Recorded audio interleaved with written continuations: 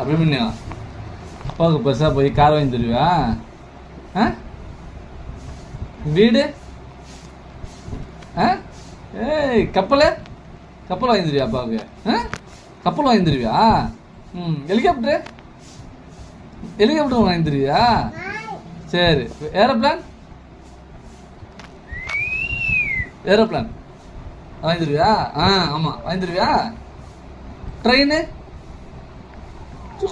வாங்கி தருவியா? அப்பாவுக்கு? ஏய் அப்பாவுக்கு பைக்கு? ஆமாம் வாங்கி தருவியா? எத்தனை வாங்கி தருவா?